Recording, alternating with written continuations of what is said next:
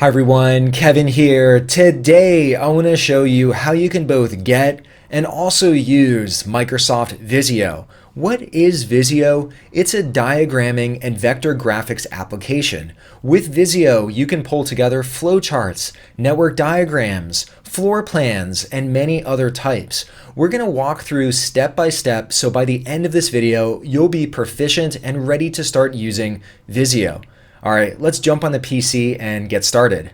To get Microsoft Visio, open up your web browser and navigate to the following URL. Now you don't have to type it in. I've included this link in the description so you can simply click on that. This will drop you on the main Visio homepage. This contains information about what you can do with Visio, but in a moment I'll show you everything that you can do with Visio. To get Visio, let's click on See Plans and Pricing. This opens up a page where we could compare all of the different Visio options. Just like most software companies these days, Microsoft is pushing the subscription plan for Visio. If you don't like subscriptions, in a moment I'll show what other options you have. By default, there are two different Visio plans. You have the descriptive name Visio Plan 1 and Visio Plan 2. What's the difference other than the cost? Well, let's start with Visio Plan 1. With Visio Plan 1, it's $5 per month and you get access to Visio on the web. If you just have basic flowcharting or diagramming needs, Visio Plan 1 will probably be sufficient. With Visio Plan 2, it's a little bit more expensive at $15 per month. You get access to Visio on the web in addition to the Visio desktop app. The desktop app has more functionality than the web version. You're going to get more shapes, more templates, more styles. You can collaborate with multiple people at the same time on the same diagram. You can link diagrams to live data, and you also get access to information rights management. If you're in a professional setting, you might need that additional functionality, so Visio Plan 2 might make sense for you. Now, I mentioned we'd look back at the other options if you don't like subscriptions. They have Visio Standard 2019 and Visio Professional 2019. Standard goes for $280 and Professional goes for a hefty $530. So it's quite expensive. What I'd recommend doing is I'd probably go with a subscription plan and use it for the duration of your project, and you'll probably come out ahead. Plus, the benefit of a subscription plan is you get constant updates and you're always on the latest and greatest. If you're not sure which option is for you, I just recommend trying it out. You can get a 30-day free trial of Visio so you can see if Visio is an app that you might be interested in using. Once you finish installing Visio, go ahead and launch the application. This will drop us on the start page, and if you've ever used any other Office applications like Word, Excel, or PowerPoint, this experience will likely look very familiar. At the top of the home view, you can kick off a new Visio diagram. If you're not quite sure what you're pulling together, you can start with a blank drawing, or you can start with one of these templates. Especially in Visio, starting from a template's a very good idea. And the reason why is each template will come with an associated set of stencils. Those stencils will contain shapes and tools that'll help you pull together your diagram. Now, with a blank drawing, you can pull in all those same sets of stencils, but it'll require a little bit of extra effort. You're not just limited to this set of templates that appears at the top. If you click on More Templates, this will open up a more comprehensive view of all of the templates that you have available.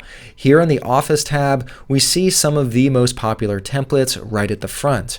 If I click on the Templates tab over here, this will show me some of the popular categories, and if I click into one of these categories, I'll see a wide variety of templates.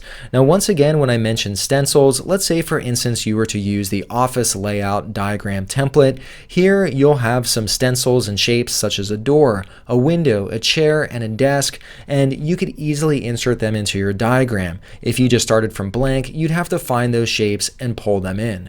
Let's click on Back. You also have access to a set of sample diagrams if you need some inspiration to get started. For instance, here I could see some other examples of floor plans that others have pulled together, and yeah, they look pretty good. Back on the home view, down below, you can also access recent Visios or diagrams that you worked on. Here I see a recent list. If I hover over an item, I could pin it and I could get back to it faster in the future. I could also see Visios that others have shared with me. If I want to find a Visio and maybe I don't see it immediately in the recent list down below, I can also search for it. Now, some of you might know from watching other tutorial videos that I've done, I work at a company called the Kevin Cookie Company, and today I want to use Visio to map out our flow for making cookies. We have a few different people who are involved in this process, so I want to create a cross-functional flowchart. So to create it, I'll click on this. Once I click on it, it gives me a few different themes or styles that I could create my cross-functional flowchart using, but I'll simply go with the blank one and then click on create. This now drops me in a blank Visio diagram, and I could start mapping out what our cookie making flow looks like. The reason I started from a template is over on the left-hand side, you see all of the shapes that I have available to me. Because I chose the cross-functional flowchart, I get access to all of the basic flowchart shapes, and I also get access to these cross-functional flowchart shapes. If I just went with just a blank diagram, I would then have to click on more shapes, and I'd have to go through and find all the different shapes that I want to add to this left-hand pane. Now, it's not that hard. Here, for instance, I'll click on business, brainstorming, and I'll check brainstorming shapes. This pulls in an additional category under shapes, but I don't need that for this diagram today, so I'll uncheck that and I'll just stick with the default that I get with this template. Not only do I get all of these shapes on the left-hand side by choosing the cross-functional flowchart template, up on top I also get this additional tab that has some controls that I could use related to a cross-functional flowchart. So once again, especially in Visio, starting from a template is a very good idea. Okay, let's start diagramming now. I mentioned that I want to pull together a flow for the Kevin Cookie Company and how we make our cookies. First, I want to give my diagram a name. I'm going to zoom in a little bit so it's a little bit easier to see. To edit this text right up here for the title, I could simply double click and I could type in the Kevin Cookie Company cookie making flow. I selected a cross-functional flowchart because we have a number of different individuals at the Kevin Cookie Company who are involved in making cookies. Down below, I see my swim lanes, and each swim lane will represent a different one of these roles. For the first one, I'll simply double click on this, and first off, for the cookie making flow, we have management kick it off. Next, the most important member of the team that pulls together our cookies is the kitchen staff. We also have one additional role of quality control. That's another important member of the team, and I need to insert another swim lane for them.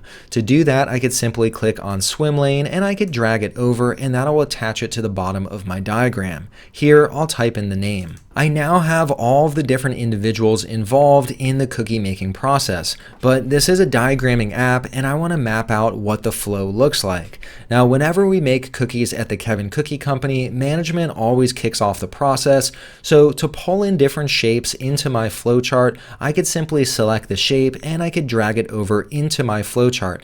Now, one of the nice things is when I hover the shape in, I have these nice guidelines that tell me that I've centered my shape. I could simply drop it there and now my shape appears.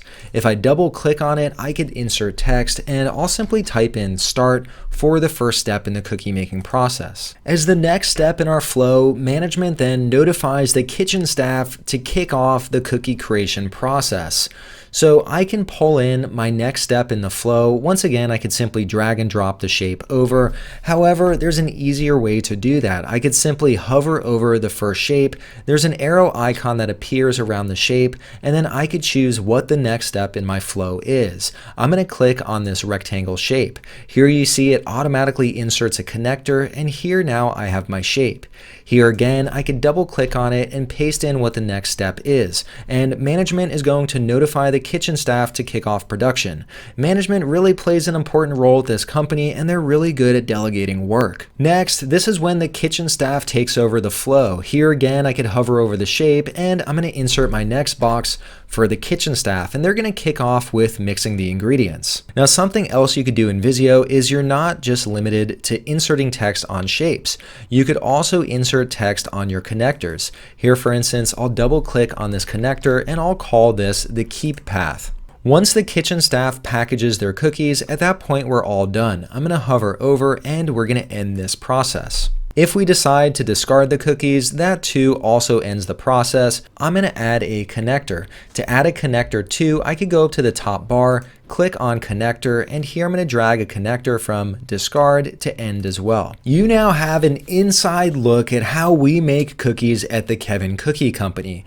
I now want to show you some additional functionality in Visio that'll help make your flowchart look amazing. Now, one of the first things I want to show is you're not just limited to this simple color set. Let's say that maybe there's a very critical step in my process flow and I want to make sure I highlight it. We want to make sure we don't cook our cookies for over 15 minutes, otherwise our cookies just don't taste very good. I can click on this box in my flow, and then I could go up on the home ribbon over to fill, and I could apply a different color. Here, maybe I just want to give it a dark red color just to make sure the staff doesn't miss this step. Along with changing the look and feel of an individual object, I could also change the look and feel of all of the shapes on my flow. Here, for instance, I'll highlight all of these, and if I hover over shape styles, I could change the style for all of my different shapes. Now, maybe I don't want to just change the shapes, maybe I want to change the overall look and feel. To do that, I'm going to go up to the top ribbon, click on design, and I could choose from all of these different themes and then apply these themes to my cross-functional flowchart. Now, along with selecting a theme, I could also choose different variants of that theme over here on the right-hand side. So it's very easy to choose a look and feel that'll make your flowchart look as good as possible. You can also use Visio to very easily make sure that all of your items are in alignment and that the spacing is very even between all of the different items. Let's say, for example, maybe I position this step in the process up there. So the spacing is a little off, plus with the connectors, you see this weird zigzag effect. I could simply highlight all of my shapes, and then I could go up to home on the ribbon, and over on the right hand side, I can auto align all of my items. You still see the spacing's a little off. I could click on position, and I could also auto space. Alternatively, I could have clicked on auto align and space, and that would have ensured that everything was aligned and spaced properly. We're getting near the end, and I want to call out a few final features that you can use in Visio.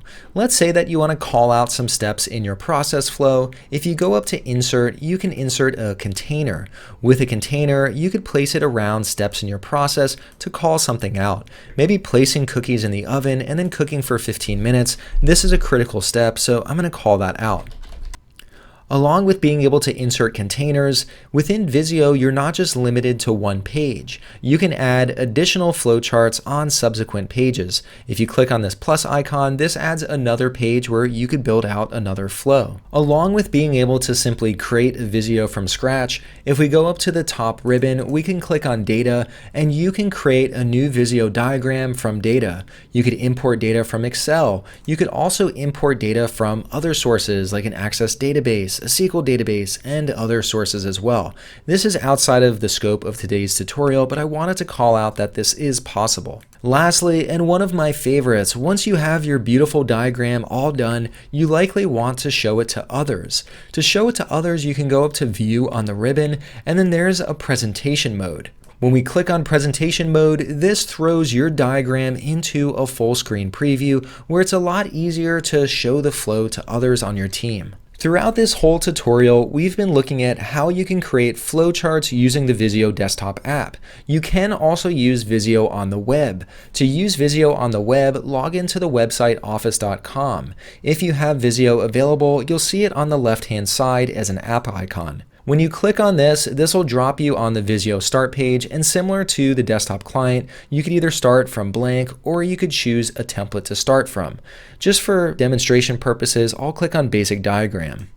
Within a basic diagram, you have many of the same tools that you have in the desktop app, and you could insert all of your different shapes. It doesn't have quite as much functionality, but it's a fairly good app, and especially if you have basic flowcharting needs, the Visio web app will serve that purpose quite well. Alright, well that was a quick look at how you can get started using Visio.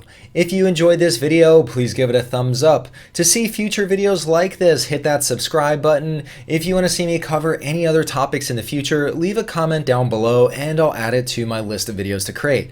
Alright, well that's all I had for you today. I hope you enjoyed and I hope to see you next time. Bye.